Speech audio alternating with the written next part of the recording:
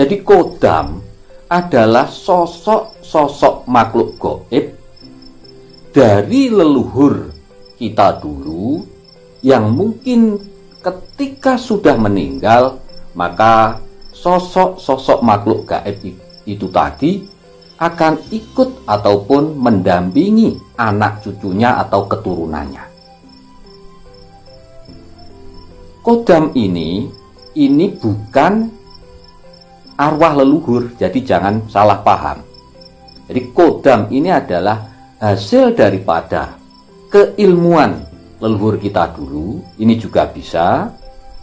Kemudian dari isi ataupun sosok makhluk gaib penunggu, ajimat-ajimat atau pusaka-pusaka leluhur kita dulu, itu juga bisa.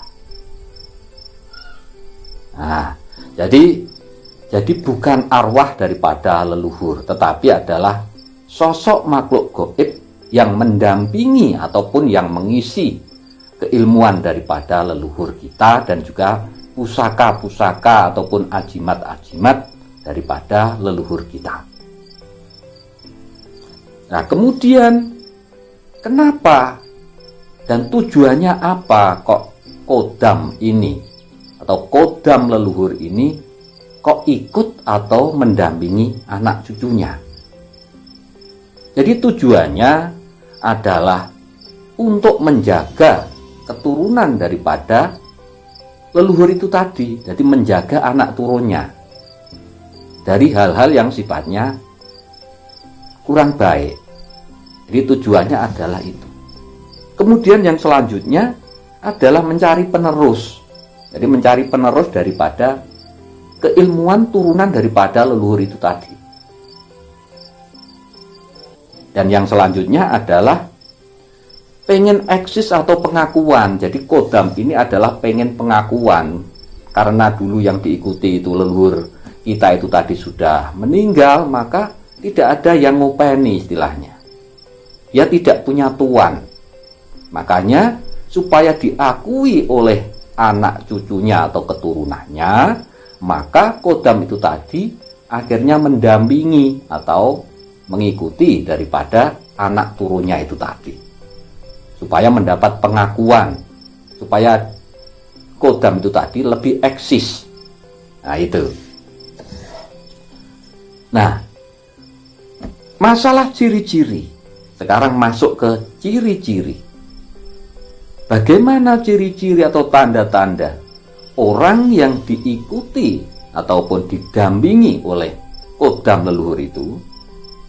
Yang pertama, biasanya orang tersebut itu mempunyai pola pikir yang lebih dewasa dari usianya. Jadi pola pikirnya itu lebih tua biasanya. Contohnya begini, anak umur 5 tahun, tetapi kok dalam kehidupan sehari-hari atau mungkin saat-saat tertentu, kok anak itu tadi bicaranya itu seperti orang tua. Nah, ini bisa dijadikan sebagai tanda kalau si kodamnya leluhur kita dulu itu sebenarnya mendampinginya. Jadi kadang-kadang untuk memberitahu kepada keturunan daripada leluhur itu tadi yang mempunyai kodam itu tadi, itu bisa lewat mimpi juga bisa. Kemudian ketika berbicara atau mendampingi itu juga bisa. Makanya kadang-kadang seperti itu loh, ini anak masih kecil kok bicaranya sudah seperti orang tua. Nah, semacam itu salah satu tanda kalau orang tersebut adalah didampingi oleh kodam turunan atau kodam daripada turunan leluhur.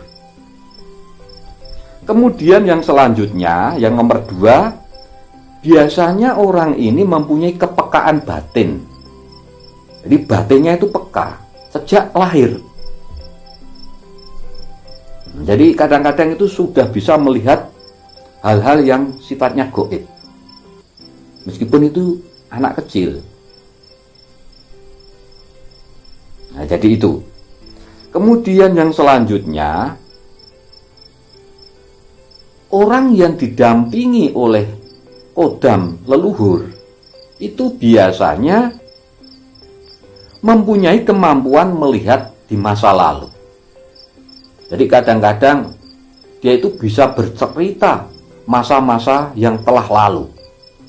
Entah itu 50 tahun yang lalu atau 100 tahun yang lalu. Jadi itu tergantung daripada kehidupan leluhur yang diikuti kodam itu. Jadi kodam ini sebenarnya kan mengikuti terus si tuannya atau leluhur itu tadi. Diikuti terus, makanya setiap saat dia itu tahu. Kehidupan masa lalu itu tadi tahu. Jadi kodam ini kan tidak meninggal. Nah, ketika itu tadi mendampingi anak cucunya atau keturunannya daripada leluhur itu tadi, makanya dia paham betul. Mungkin lewat bisikannya atau lewat mimpi, itu juga bisa.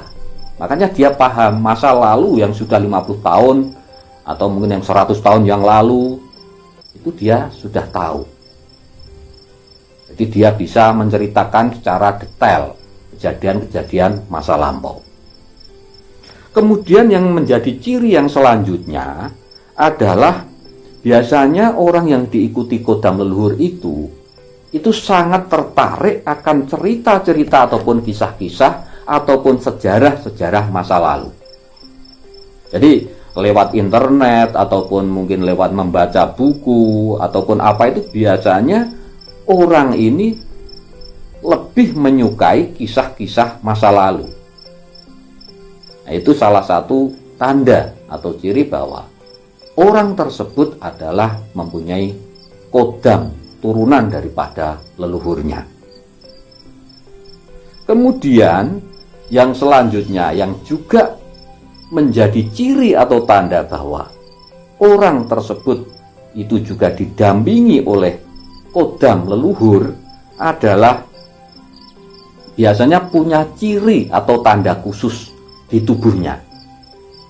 Jadi ketika lahir itu biasanya punya tanda khusus seperti tompel atau toh, entah itu di punggung, entah itu di pantatnya, itu biasanya ada toh atau tanda lahir.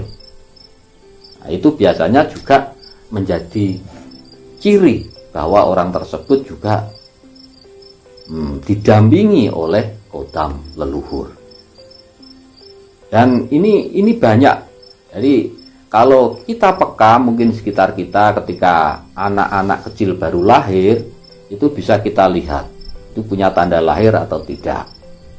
Nah, biasanya lewat ciri atau tanda lahir semacam itu berarti orang tersebut juga nantinya akan didampingi oleh kodam leluhurnya. Entah itu berupa keilmuannya, jadi keilmuan leluhur waktu itu, nah, jadi supaya si keturunan nanti juga meneruskan keilmuan daripada leluhurnya tadi, atau juga berupa kodamnya yang mengisi pusaka, atau juga yang mengisi ajimat-ajimat tertentu yang dipunyai oleh leluhurnya dulu. Nah, itu biasanya orang itu kemudian mendampingi keturunannya ini tadi. Makanya ada tanda-tanda khusus, yaitu tanda lahir itu tadi. Kemudian yang selanjutnya, ciri-ciri orang yang juga didampingi atau diikuti oleh kodam leluhurnya, itu biasanya sangat menjunjung tinggi ataupun menghormati daripada keluarga. Jadi kebaikan keluarga, kemudian sangat menjaga rahasia-rahasianya keluarga, kemudian sangat menghormati leluhurnya, itu salah satu tanda. Kemudian yang selanjutnya, memang ini yang paling kelihatan sekali bahwa kalau orang tersebut itu didampingi oleh kodam turunan atau kodam leluhurnya adalah orangnya itu tadi sering berubah. Jadi kata-katanya itu berubah seperti orang tua. Dan biasanya setelah berkata semacam itu lupa. Jadi tahu-tahu itu ngomong seperti orang tua. Padahal sebenarnya belum saatnya orang itu tadi sebenarnya berbicara tentang hal-hal yang sifatnya pembicaraan orang tua itu tadi. Kadang-kadang berbicara masalah gaib, kadang-kadang berbicara masalah yang berkaitan dengan rohani, semacam itu. Dan setelah itu biasanya lupa apa yang diomongkan tadi dengan orang lain itu tadi lupa.